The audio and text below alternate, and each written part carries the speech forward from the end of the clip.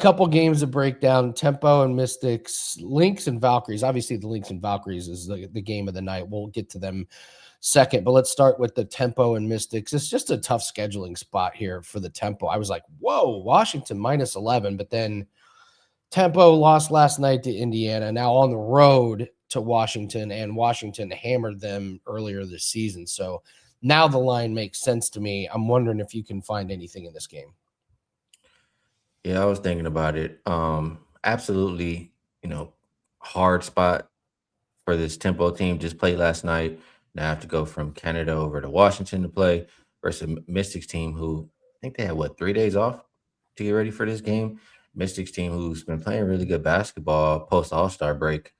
Um, it's just we haven't seen the Tempo unrested at all, but we've seen them as on the road as road underdogs or as big road underdogs, and they've been good. I think they're 5-3 as double-digit dogs, 11-5 as road dogs in general.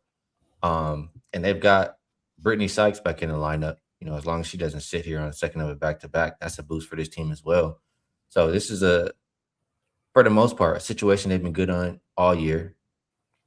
If you take away the rest, and the Mystics, for as good as they've played, now I feel like you might have to pay a premium for them. I mean, they've been a favorite of more than 7 just one time all season, and they didn't cover. So I just don't view the Mystics as a team that I want to expect to win by this big of a margin. To win by double digits, for me, I need the team to do a couple things well: shoot the three well, defend the three well, and I mean, I can go on a couple more things, but the Mystics, I don't think do either one of those things. So I just don't trust them in this point spread range. I would be looking at the Tempo plus the points.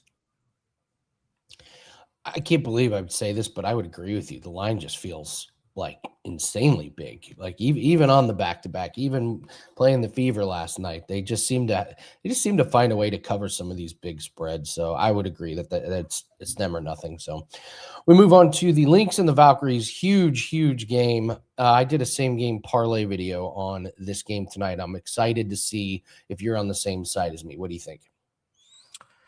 Yeah, it'd be interesting. I mean, this Valkyries team, they're impressive. They're extremely impressive. Second year, second straight year making the playoffs. Coach of the year last year has proven, no fluke. She has her team ready to go every single game. The environment they created at Valhalla, it's almost like a college experience, how crazy the fans are for their home team there. So I like everything that they have going for the Valkyries right now. This is also a very important game. Um, Valkyries just 3 games behind the Lynx as far as for that number one spot in the standings. And these teams play again within a week.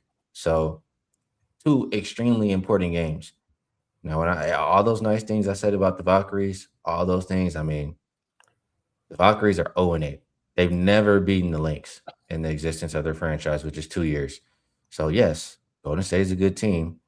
But in the words of my guy Dutch, there's levels to this shit. And Minnesota is on a completely different level.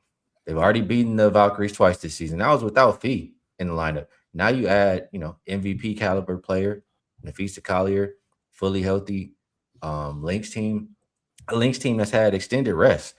And yes, I just praise Natalie Nakase, for how good of a job she's done as a coach. You know who's a better coach than her? Cheryl Reeve. And with a couple extra days to prepare in an important game, I would trust her to have her team ready to go. So I think the Lynx are the right side in this game. And yeah, we'll see how it goes. I was leaning towards the over in this one. I found this stat interesting. The last 5 games, this is your number 1 and number 2 offensive rated teams in the league. So I mean, listen, you're taking a chance when you're taking an over in a Valkyries game, but I was just like, close game, 2 offenses clicking. Maybe we got there. So, all right, what do you have going on over at WagerTalk, Skee? Well, overall, so far this year, I'm up somewhere around the 115 unit mark. I do have a play up for today. It's one of the 2 games that we talked about. And I feel pretty confident about it. So if you want to rock with me on that, if you want to see the write-up, you can find it on my page. And, NBA is still creeping up.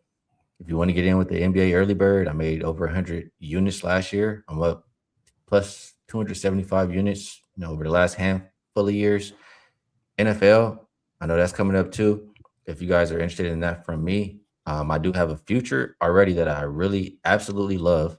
I'm 20-7 on futures.